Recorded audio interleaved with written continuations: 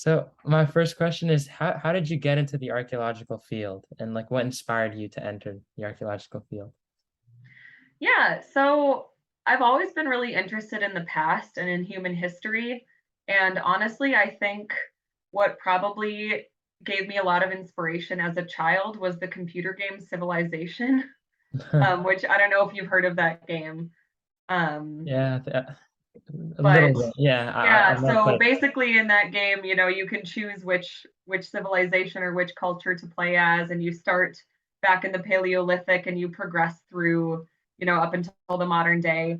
And I always just thought that that game was a really fascinating way to learn about history and to learn about the past. And I mean, it sounds silly, but that was really what sparked my interest in learning about the past. And I just sort of always knew that I wanted to study archaeology. I ended up minoring in it in college, and I was a geology major, but I had a minor in archaeology.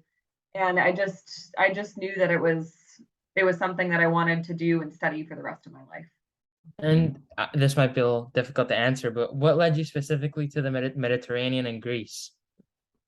Yeah, I think that there was something about that landscape and those cultures, those civilizations that had always sort of captured my imagination. I read a lot of mythology growing up. Like many kids, I went through, an ancient Egypt phase, and I went through an ancient Greece phase. So I think I never really grew out of those phases. So it was always just really interesting to me, and I wasn't able to travel there until I was well into college. But once I did go there for the first time, I was really hooked. Hmm. Yeah. And moving on to your field work a little bit. In your field work, what would you say has been your most significant discovery or the most significant to you that you've done in the field? Yeah, so that's a good question. That's a hard question. I mean, Or maybe you could just talk about some interesting projects as well that you've worked on in the field.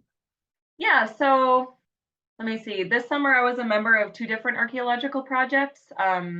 I believe you already interviewed Alex Nodell, who's the Yeah. director of the Small Cycladic Islands Project. So I Yeah. was on that project too, which was fantastic. It's been a great project. I've been involved with them for a few years now.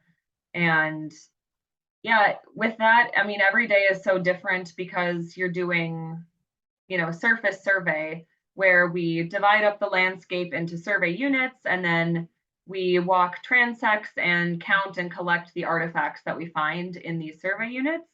And that way we get a really good picture of the sort of density of artifact scatter and the density and sort of hot spots of human activity that took place on the island. And so that's really cool to sort of see those maps build up and see our understanding of what these islands were used for grow and change. So I couldn't really point to like one object in I'm particular sure. from Yeah, that yeah. project, but just the whole experience is it's so valuable. So And as you said before, you're doing some graduate work at Brown. What mhm. does that involve, and what are you focusing on specifically there? Yes, also a very good question. I'm currently in the process of writing what's called a dissertation prospectus. So it's your proposal for what you want to write your dissertation about, and your dissertation is basically the big capstone of your PhD. It's your thesis. It's several hundred pages long. It's quite a major work.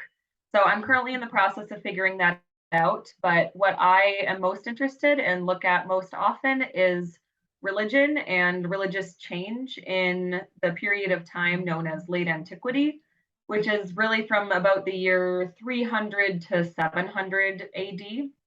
And I'm most interested in the Eastern Mediterranean, the Cyclades, the Greek islands, Asia Minor, modern day Turkey. Mm-hmm. So I really want to look at basically how Christianity spread and took root, and sort of what were the social networks that led to this massive, religious, cultural, political, social change. Yeah, and I'm sure that there's a lot behind that, right? I mean, There is, yes, religion. there's a lot that's been done, a lot to say, a lot to look at. A lot to still find, a lot to, Exactly. yeah, still explore.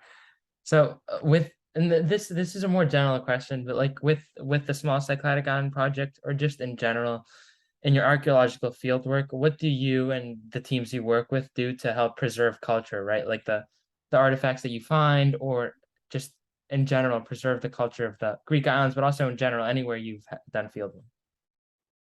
Yeah. So the project, as I'm sure Alex mentioned, it's a collaborative project between Carleton College, which is an American university, the Norwegian Institute in Athens, and then the Greek government.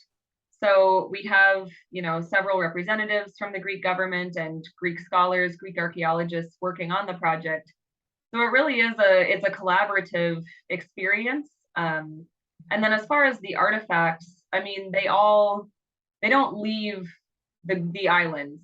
So, it's not like, I think a common misconception about archaeology is that, Mm. we're sort of treasure hunting, or we're taking things away, and, that certainly used to be the case. I will not deny that, but, now the artifacts stay in Greece. They oftentimes, I mean, stay on the island where we're working in a central repository in the museum. So the local administrators have access to them. They often come, work with us and look at the objects while we're studying them, while we're in the process of cataloging them and photographing them and really figuring out exactly what they are and what they represent. So I think a big strength of Skip and of archaeology in general is this openness to collaboration, and I think the field is moving more and more in that direction. And so I think with the Cyclades in particular, with our work on Skip, because we do move around from island to island, we were centered on Paros for the first couple of years, and then this past year we were on Kymelos, which is a smaller island just to the northeast of Milos. And so yeah, I mean, just living in the community in Kymelos, and we would go to the museum every day to store the artifacts there. And I mean, it really is, we're really living in and with the community there. And I think it's a good way to sort of, give back in a sense to the communities that we're living in. So. This kind of related to your point, but I always like hearing about what people like most about Greek culture. So it's difficult to put you on the spot, but maybe you could say something. I don't know if this is applicable for the olden days, but maybe something for the time you're studying, but also something today that you like about Greek culture. Oh my gosh, I like so many things about Greek culture.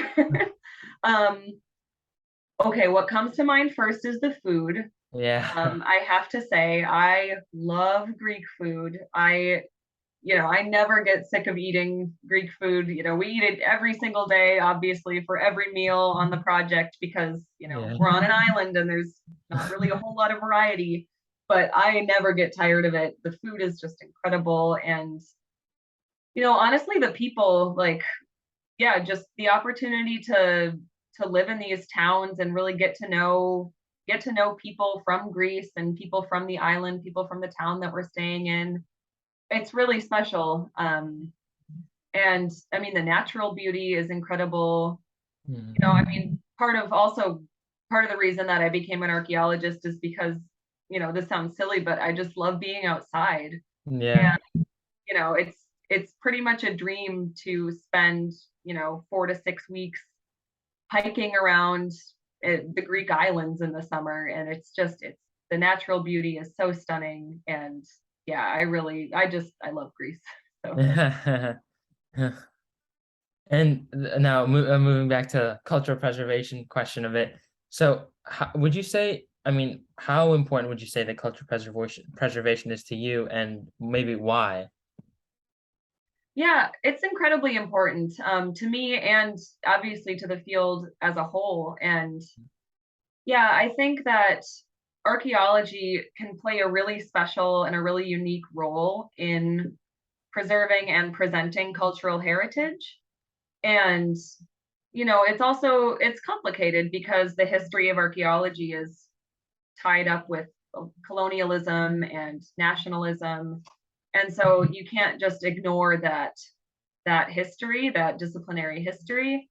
But at the same time, archaeology, I think more and more as more archaeologists are becoming kind of aware of the power that archaeology can have to tell stories about the past, we're really seeing a lot more kind of responsible, ethical engagement with archaeology and with material culture and with other countries. And so I think the field is definitely moving in a much more equitable direction. And, I think archaeology is far from the only means of knowing about the past.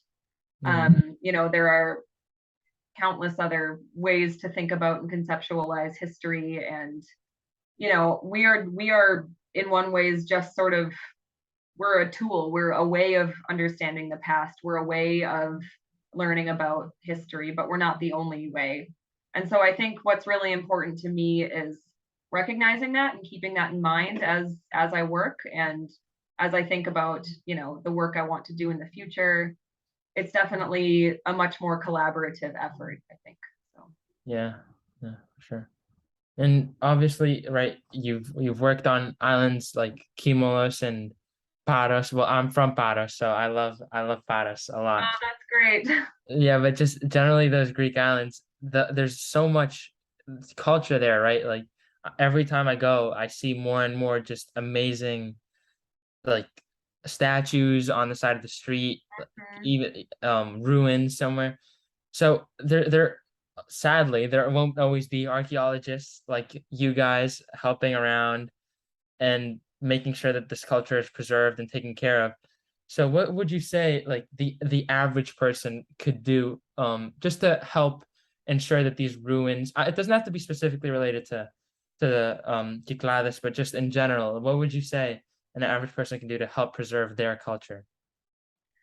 Yeah, that's a very good question. I would say just keep having conversations. I think what you're doing is great. It's raising awareness and talking to people about the importance of preserving cultures. And I think what's really special about the Cyclades is that, there is a sort of overarching kind of island culture, but each island is also really unique. Hmm. And I haven't been to that many yet, but I can already see like, there are big differences in culture and food traditions and music and also in archaeology and material culture in the past. Hmm. So I think just having these conversations and sort of raising awareness of the uniqueness that should be celebrated about each place is a really good place to start. And yeah, recognizing what's special about a place. Perfect. Thank you. And that was all. Thank you so much. And I'm just gonna stop the recording here.